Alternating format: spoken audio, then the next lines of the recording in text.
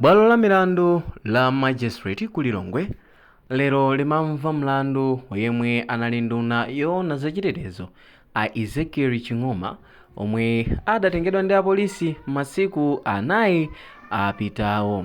Ezekiel Ching'oma adawatenga kumeneko Columbus kumene amawatsekera ndipo apolisi posachedwapa adawasegulira mlandu umenewo akuwayimba. Ndipo amenewa amene adakhalapo nduna ya zachitetezo omwe takamba kale kuti ndi Ezekiel Ching'oma komanso a Gresham Lungu akufotokozedwa kuti boma likuwazenga mlandu wokhuza terrorist financing, kugwiritsa ntchito ndalama pofuna kupanga zaupandu. Ndipo malingana ndi Magistrate Precious Kondowe powerenga mlandu afotokoza kuti Ezekiel Ching'oma anatumiza ndalama zokwana 3.9 million ku akaunti ya a Gresham Lungu yomwe ndi akaunti ya National Bank kuchokera ku banki ya Centenary kuti agwiritse ntchito yosowesa a Sylvester Namiwa omwe ankafuna kuchititsa zionetsero. Magistrate Kondowe ati a Ching'oma akuganiziridwa kuti anapalamula mlandu pa 9 December mchaka cha 2024 mpaka pa 7 June mchaka cha 2025. Nkhani yokhuza amene anali actives komanso omenyera maufulu a Sylvester Namiwa yayamba kufukuka ndipo zenizeni zake zayamba kupezedwa pang'ono ndi pang'ono. Ndipo bwaloli la Magistrate ku Lilongweku laperekanso belo kwa Ezekiel Ching'oma komanso a Gresham Lungu pa mlandu omwe boma lawasegulira okolezera zipolowe kapena kuti terrorist financing. Ndipo bwaloli lamva kuti a Ching'oma pakati pa 9 komanso 27 December 2024 anapereka 2.9 million kwa Lungu zogwiritsa ntchito posokoneza zionetsero zomwe zinadzesa kubedwa kwa omenyera ufulu wa anthu a Sylvester Namiwa. Ngakhale mbali ya boma inauza bwaloli kuti awiriwa asatulike kufikira masabata awiri kupereka mpata ku kafukufuku wake, oweruza mlandu Resident Magistrate Precious Kondowe anati oganiziridwawa ali ndi ufulu onse kuti atuluke pa belo.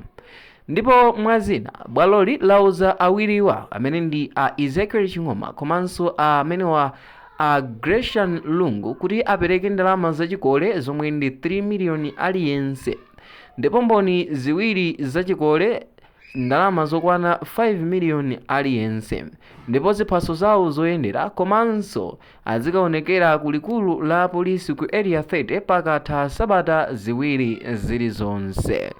Umo ndi momwe wayendera mlandu wawo lero pomwe iwowa awasegulira mlandu ofuna kusokoneza zionetsero zimene ankachititsa anamiwa, ndipo akufotokoza kuti iwowa adachita fandi zionetserozi pogwiritsa ntchito ndalama zokwana 3.9 million Malawi kwacha zimene zidagwiritsidwa ntchito posokoneza zionetserozi. Mongokumbusana a Sylvester Namiwa adavulazidwa komanso kuchitidwa chipongwe ndi anthu amene adali pa zionetsero omwe adabwera ndi zikwanje, koma nkuti momwe izi zimachitika apolisi ali pamalo pomwepo. Ndipo mu nthawi nkuti minister ona zachitetezo mdziko adali amenewa a Ezekiel Ching'oma. Lero lizazindikirika kuti m'manja mwa minister momwemo ndi momwe mudachokera ndalama zochitira chipongwe anamiwa.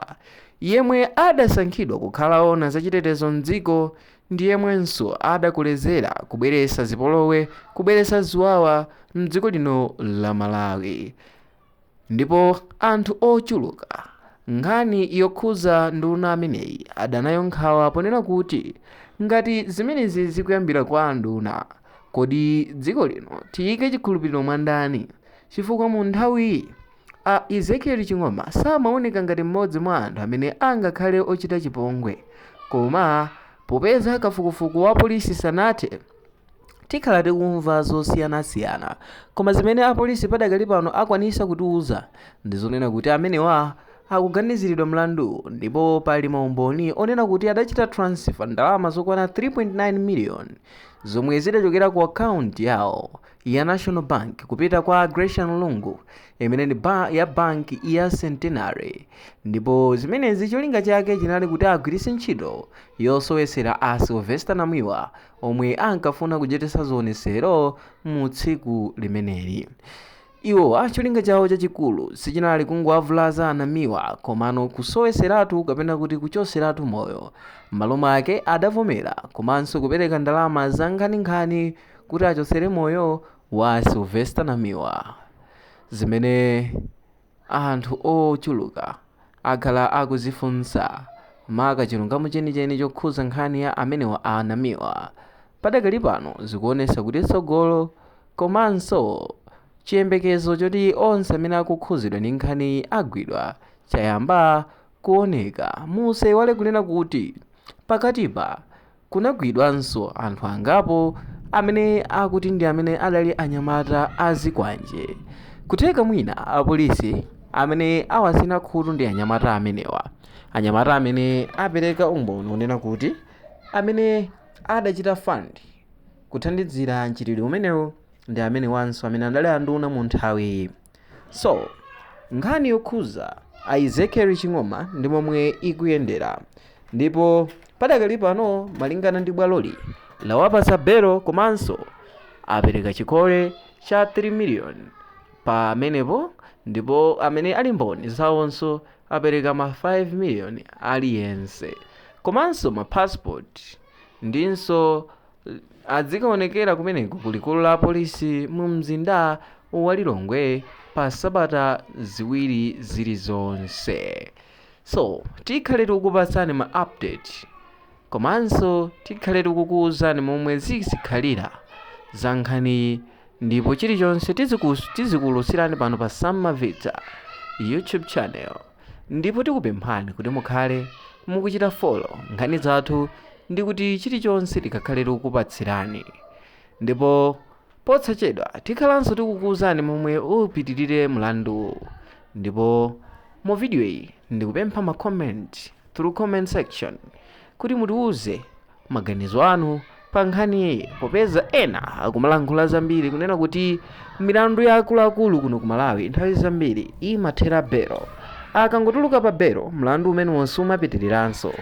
Ndiyeno timafuna timve kuti inu mukuganiza monga ena akuganizira, kapena inu mukukhulupirira kuti milandu imeneyi chisogozo chake chioneka.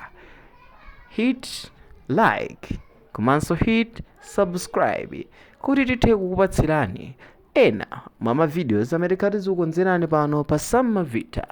Ani mu video mtsiku la lero mudali ndine wanu Mike Thompson, ndikatero ndapita. Bye.